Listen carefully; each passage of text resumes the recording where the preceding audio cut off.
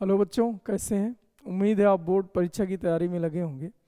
अच्छा, इस समय क्या करिए कि जो इम्पोर्टेंट चैप्टर हैं उन्हें कायदे से रिवीजन कर जाइए, जिससे आपका किसी तरह क्वेश्चन अगर इन चैप्टरों से आए तो छूटे ना।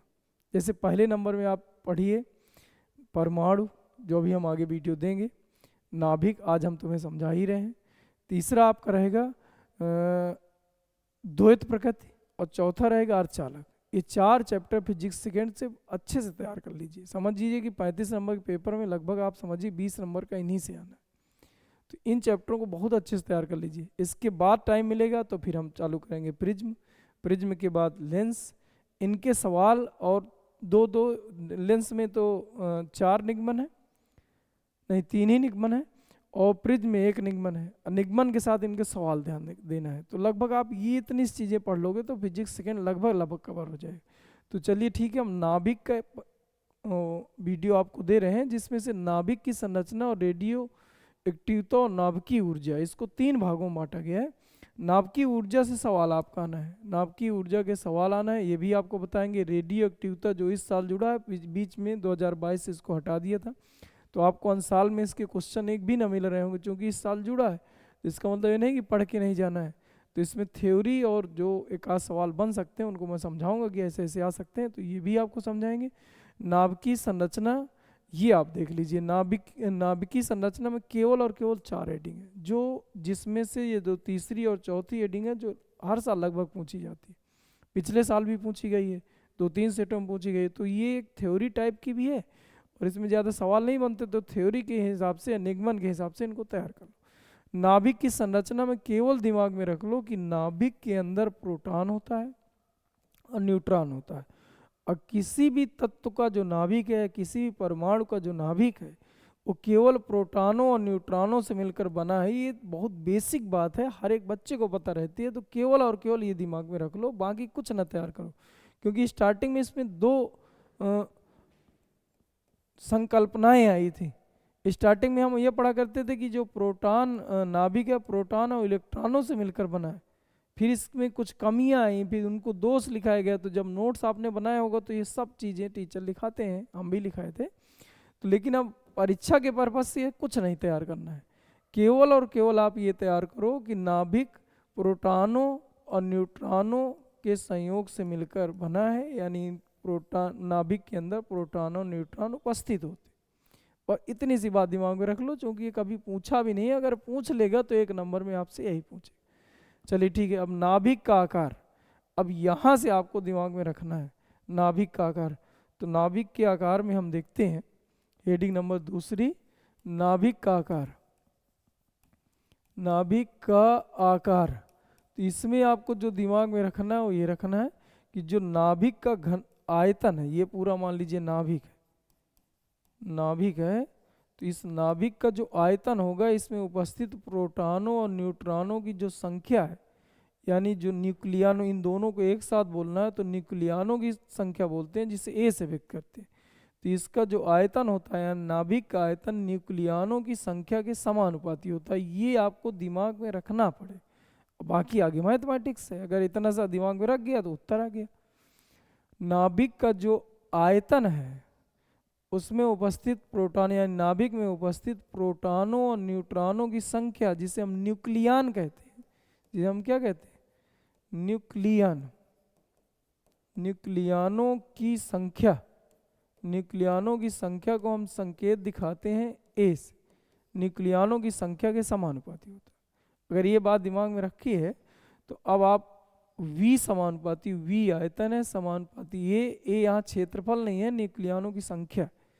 अब आयतन का सूत्र तोड़िए तो 4/3 पाई आर क्यूब बराबर के ए, ऐसा लिख लो। तो आर क्यूब बराबर आ जाएगा 3/4 पाई के इंटू ए। अब इस क्यूब को इधर भेज लो, तो आर बराबर आ जाएगा 3k/4 पाई की घात 1/3 इंटू ए की घात 1/3, ये बनेगा। देखिए थोड़ा, अब इसी को हम लोगों ने लिख दिया R बराबर R0 a की घाते 1/3। ये इसका निगमन समझ लीजिए। चाहे आप समझिए कि ये डायरेक्ट सूत्र पूछेगा तो इसको डायरेक्ट याद कर लो, ये भी पूछेगा। अगर ये तैयार हो जाए तो बढ़िया ही है।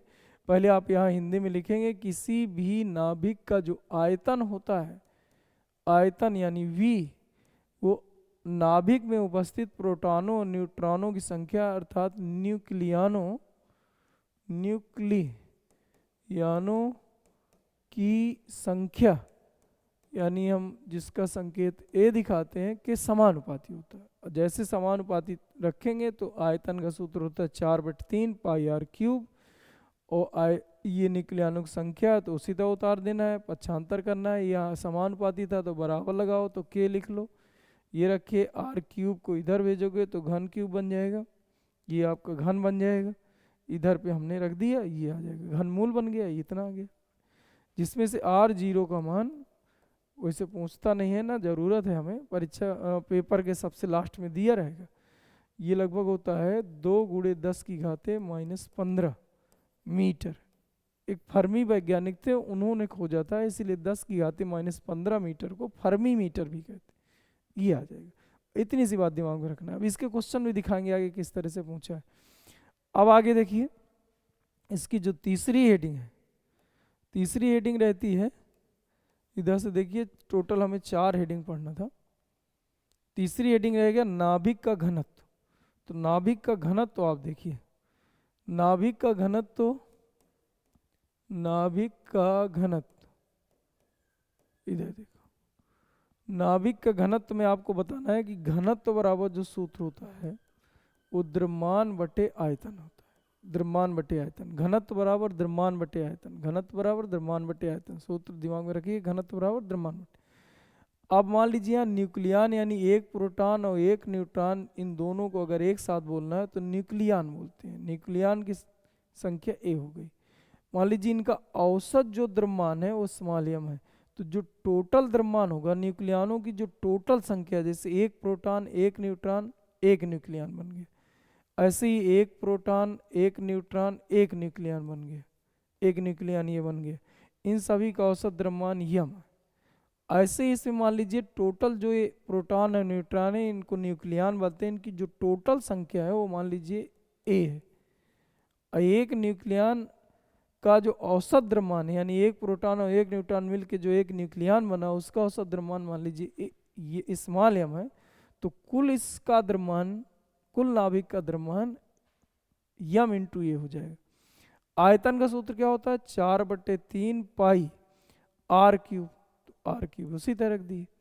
अब यहाँ पर भैया r क्यूब का सूत्र लिख देना है, m, ये 3 ऊपर पहुँच जाएगा, 3ma/4 पाई, और r का सूत्र अभी इधर निकाले थे, ये लिखा है, r बराबर r0 a की घाते 1/3, ये यहाँ रख दो। तो r0 a की घाते 1/3, और इसमें घात लगा देना है 3 की, पाई r क्यूब, r की जगह वैल्यू r रख दियो। अब देखिए जब इसको हम आगे हल करेंगे तो 3ma/4 पाई और r0 की घाते 3, और जब a के साथ इसका गुणा करेंगे तो a की घाते 1/3 गुणे 3, तो 3 से 3 कट गया, ये आ गया। तो a से a कट रहा है, ये ध्यान देना है।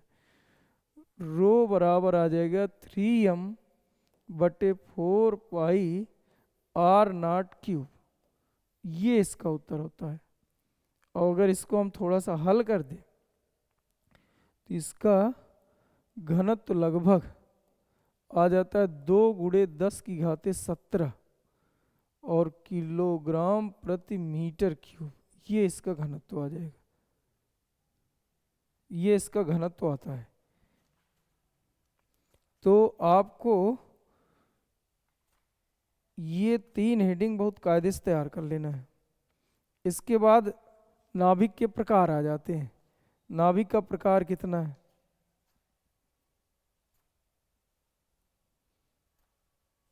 देखते हैं। तो चौथी हेडिंग रहेगी नाभिक के प्रकार। तो नाभिक के प्रकार होते हैं 3। समस्थानिक, देखिए ये पूछा था, ये क्वेश्चन थोड़ी सी देख लो। न्यूक्लियानो न्यूक्लियन से क्या तात्पर्य है, अभी अभी बताए। नाभिक के अंदर उपस्थित प्रोटॉनों और न्यूट्रॉनों की जो संख्या होती है, एक प्रोटॉन और एक न्यूट्रॉन को मिलकर, एक प्रोटॉन और एक न्यूट्रॉन मिलकर क्या बनाते हैं, न्यूक्लियन बनाते हैं। न्यूक्लियन मतलब होता है प्रोटॉन और न्यूट्रॉनों की संख्या, न्यूक्लियन कहलाता है।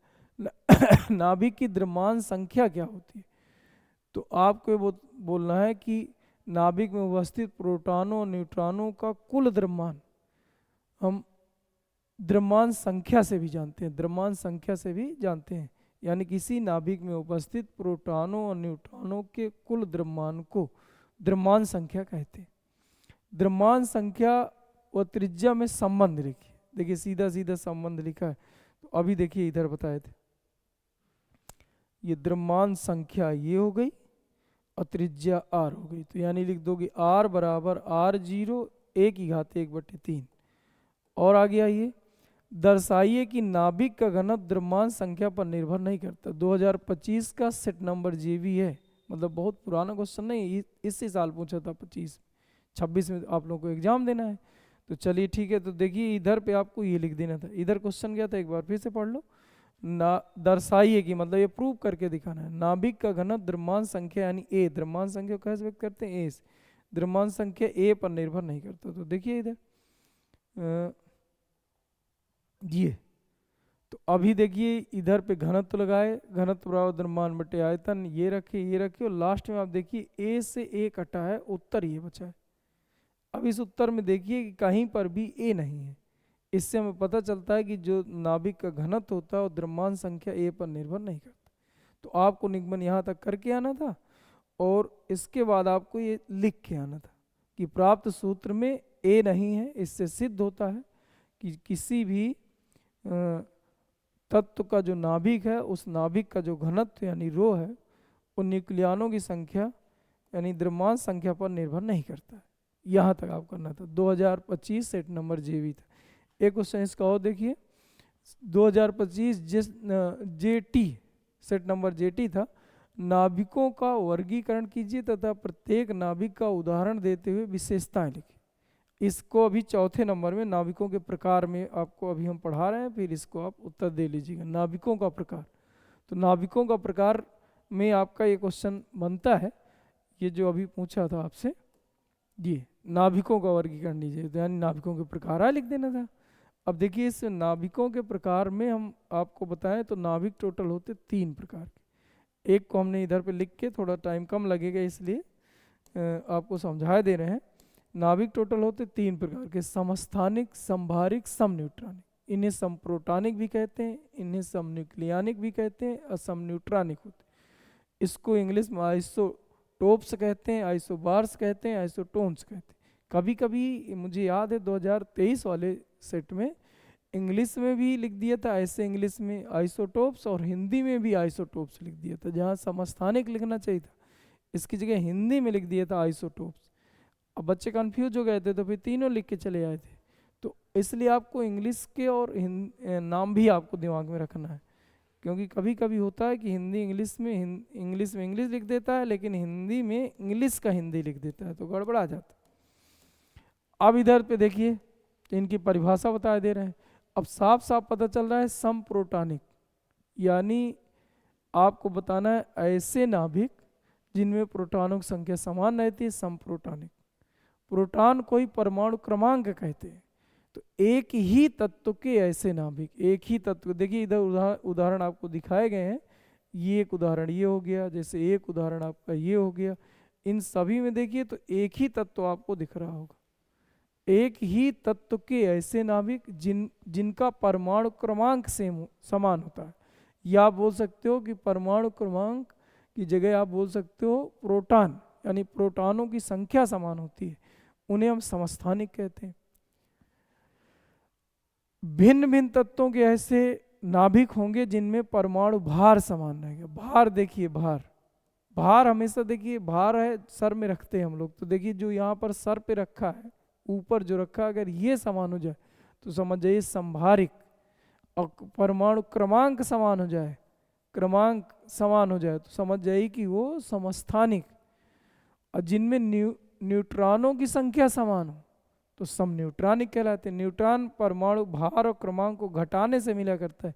जैसे 7 में से 3 घटाओगे तो 4, इधर 8 में से 4 घटाओगे तो 4। इसका मतलब इन दोनों में परमाणु जो न्यूट्रॉन है, सॉरी, इस परमाणु में जो न्यूट्रॉन है, इस नाभिक में जो न्यूट्रॉन है, उन न्यूट्रॉनों की संख्या 4 4 है। अतः हम इसको बोलते हैं समन्यूट्रॉनिक। डिफिनीशन: एक ही तत्व के ऐसे नाभिक जिनमें प्रोटॉनों की संख्या समान रहती है या जिनका परमाणु क्रमांक समान रहता है उसे समस्थानिक कहते हैं। भिन्न भिन्न तत्वों के ऐसे नाभिक जिनका परमाणु भार समान होता है समभारिक कहलाते हैं। और भिन्न भिन्न तत्वों के ऐसे नाभिक जिनमें न्यूट्रॉनों की संख्या समान रहती है समन्यूट्रॉनिक कहलाते हैं। तो नाभिकों को कितने भागों में बांटे? 3। एक एक सबके उदाहरण, या कम से कम एक एक और ज़्यादा से ज़्यादा मुझे लगता है कि 3 उदाहरण सबके याद कर लो। तो देखिए 1H 1H1 1H2 1H3, ये तो सबको याद ही रहता है, तो याद ही हो गया। ऐसे ही कार्बन के 2 समस्थानिक है, 6C12 जो आप हमेशा लिखते रहते हो, और 6C14 भी है, तो ये एक ठो याद कर लो। और याद करना है 16 17 18 ऑक्सीजन के 3 है, जैसे यहाँ 1 2 3 है, ऐसे 16 17 18 ऐसे ही आपको याद करना है।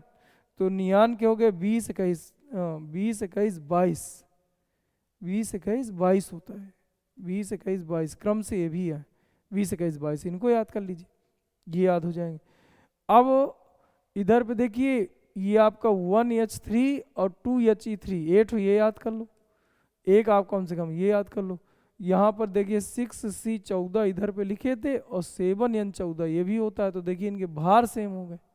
ऐसे ही 17 और फ्लोरीन 17, ऑक्सीजन 17 फ्लोरीन 17, इनको याद कर लीजिए। इसमें कम से कम इसमें भी 2 ही याद करना पड़ेगा, लिथियम 3Li7 और 4B8, इनमें याद कर लो, ये याद कर लो। ये 2He लिखा है, 2He4 और 1H3 लिख लो। तो देखिए इससे जब घटाओगे तो 2 बचेगा, इधर 3 में से 2 घटाओगे 2 बचेगा, इनमें न्यूट्रॉनों की संख्या 2 है। ऐसे ही कुछ कम से कम 2 तो याद ही कर लो, पूछेगा उदाहरण सही लिखना है। इसके बाद थोड़ा सा गुण तैयार कर लो। देखिए भैया एक ही तत्व के होते हैं जिनका परमाणु क्रमांक समान रहता है, प्रोटॉनों की संख्या समान रहती है, एक ही तत्व के हैं, इसलिए भैया क्या होता है कि इनके रासायनिक गुण समान रहेंगे जबकि भौतिक गुण अलग अलग रहेंगे। रासायनिक गुण मतलब जो परमाणु क्रमांक निर्धारित किया करते, जो ये क्रमांक है जिसे हम प्रोटॉनों की संख्या भी कह सकते हैं, प्रोटॉनों की संख्या यानी परमाणु क्रमांक किसी तत्व का रासायनिक गुण का निर्धारण करते हैं। और चूंकि ये सब समान है इसलिए रासायनिक गुण समान है, जबकि भौतिक गुण भिन्न भिन्न हैं। इसमें आप देखिए, तो इसमें देखिए परमाणु क्रमांक अलग अलग है, एक में 8 लिखा है, एक में 9 लिखा है, तो इसलिए रासायनिक गुण भी अलग रहेंगे और साथ में भौतिक गुण भी अलग रहेंगे। भौतिक और रासायनिक गुण दोनों असमान होते हैं। तो समझ, इसमें सेम टू सेम उतारा दिया जाता है, जो इसके गुण है वही इसके गुण। तो इसलिए आपको केवल 2 याद करना है, तीसरा ऑटोमेटिक उतारा देना। पहला भैया कि समस्थानिक जो होगा रासायनिक गुण समान रहेगा, भौतिक गुण भिन्न भिन्न रहेगा। तीसरा एक ही तत्व के रहेंगे, ये भिन्न भिन्न तत्व के रहेंगे, जो ये है वही है, तो ये भी भिन्न भिन्न तत्वों के रहेंगे। आप ऐसा बोल सकते हैं इन्हें रासायनिक विधि द्वारा कभी अलग नहीं किया जा सकता, क्योंकि रासायनिक गुण समान है तो अलग ही नहीं कर पाओगे। इन्हें रासायनिक विधि द्वारा अलग किया जा सकता है, इन्हें भी रासायनिक विधि द्वारा अलग किया जा सकता है।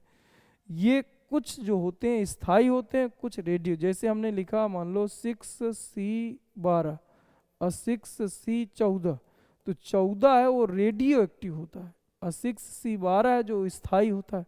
सेम कहानी इसमें भी है, सेम कहानी इसमें भी, यानी इन तीनों में ये तीसरा वाला गुण सेम। तो इसलिए चूंकि विशेषताओं में पूछता है, अंतर न हो पूछ रहा, विशेषताएं पूछ रहा है, इसलिए आप तीनों में बातें लिख सकते हो, कोई दिक्कत नहीं। जैसे देखिए पिछला क्वेश्चन देखते हैं, क्या पूछा था, नाभिकों का वर्गीकरण कीजिए तथा प्रत्येक का उदाहरण देते हुए इनकी विशेषताएं लिखिए। 2025 सेट नंबर जेटी है, मतलब बिल्कुल लेटेस्ट क्वेश्चन है। तो आप समझिए कि नाभिकों का वर्गीकरण तो 3 भाग बताए होंगे, फिर एक एक उदाहरण दिए होंगे, फिर इसके बाद विशेषताएं लिखे, तो विशेषताएं भी दिमाग में रखना है। विशेषताएं एक बार और देख लीजिए। देखिए इधर पहले तो परमाणु क्रमांक समान है, इसलिए समस्थानिक जो होते हैं उनके रासायनिक गुण समान होते हैं, भौतिक गुण भिन्न भिन्न होते हैं। जबकि इन दोनों में रासायनिक और भौतिक गुण दोनों भिन्न भिन्न होते हैं, दोनों अलग अलग होते हैं। रासायनिक विधि द्वारा इनको अलग नहीं किया जा सकता, इनको रासायनिक विधि द्वारा यानी संभारिक और समन्यूट्रॉनिक को रासायनिक विधि द्वारा अलग किया जा सकता है। तीसरी बात थी कि जो समस्थानिक हो, चाहे संभारिक हो, चाहे समन्यूट्रॉनिक हो, तीनों में कुछ स्थायी मिल सकते हैं, कुछ तत्व स्थायी हो सकते हैं, कुछ अस्थायी हो सकते हैं। तो जैसे कि हमने एक उदाहरण दिया, और भी आप बता सकते हो कि जैसे ये एक ही तत्व के समस्थानिक जब भी मिलेगा तो एक ही तत्व के विभिन्न नाभिक हो सकते हैं। जैसे एक ही तत्व, इसमें तत्व है हाइड्रोजन, इसमें तत्व है ऑक्सीजन, तो एक ही तत्व के विभिन्न नाभिक हैं। जबकि इनमें आप देखिए तो एक का ही नहीं है, यहाँ कार्बन लिखा तो यहाँ नाइट्रोजन लिखा है, यानी ये भिन्न भिन्न तत्वों के नाभिक होते हैं, ये दोनों में वही विशेषता सेम। तो चलिए ठीक है, आपको ये बात समझ में आई होगी। ये 4 हेडिंग आप अपने नोट्स में अच्छे से उतार लीजिए, एक बार फिर से देख लीजिए। नाभिक की संरचना, ये कुल मिला के नाभिक जो है प्रोटॉनों और न्यूट्रॉनों से मिलकर बना है, यही नाभिक की संरचना है। नाभिक का आकार, तो नाभिक का जो आयतन होता है परमाणु संख्या A के समानुपाती होता है, बस ये दिमाग में रखना है। घनत्व में याद करना है, घनत्व बराबर द्रव्यमान बटे आयतन, ये दिमाग में रखना है। और नाभिकों के प्रकार में 3 होते हैं, समस्थानिक, समन्यूट्रॉनिक और समप्रोटॉनिक। समभारिक और समन्यूट्रॉनिक, तो आपको ये दिमाग में रखना है। तो चलिए ठीक है, आपको समझ में आया होगा, धन्यवाद। इसके बाद देखिए, इसके आगे हमें जस्ट अभी आपको वीडियो दे रहे हैं, क्योंकि वीडियो बहुत लंबा हो जाता है तो फिर आप पढ़ते कम, तो इसमें आपको ये 7 हेडिंग पढ़ाएंगे। रेडियो एक्टिवता क्या है, रेडियो एक्टिव किरणों के गुण क्या है, ये दिमाग में रख लेना है। रेडियो एक्टिव क्षय क्या है, जैसे अल्फा बीटा गामा कण उत्सर्जित होंगे तो क्या परमाणु क्रमांक, क्या भार में परिवर्तन होगा। रदरफोर्ड सोडी का नियम, अर्धआयुकाल, रेडियो एक्टिव पदार्थ की सक्रियता, और 7वीं और आखिरी हेडिंग रहेगी माध्य आयु। तो इनके कुछ सूत्र हैं, और जो चूंकि पिछले सालों में चैप्टर था नहीं, इसलिए आपको सवाल कम मिलेंगे आप जब साल पढ़ते हो, फिर भी इसको तैयार करके जाना, क्योंकि इस साल तो पूछ सकता है। चलिए, इसका तीसरा पार्ट भी रहेगा नाभ की ऊर्जा, वो बहुत ही इंपॉर्टेंट है, उसके सवाल आते हैं, तो चलिए उसमें भी चर्चा करेंगे। पढ़ते रहिए, नोट्स बनाते रहिए, एक बार रिवीजन करते रहिए। सभी विषय अनसॉल्व से क्वेश्चन देखिए इस समय, उन क्वेश्चन जो ना आते उन क्वेश्चनों को थोड़ा थोड़ा डिस्कस किया करिए। धन्यवाद।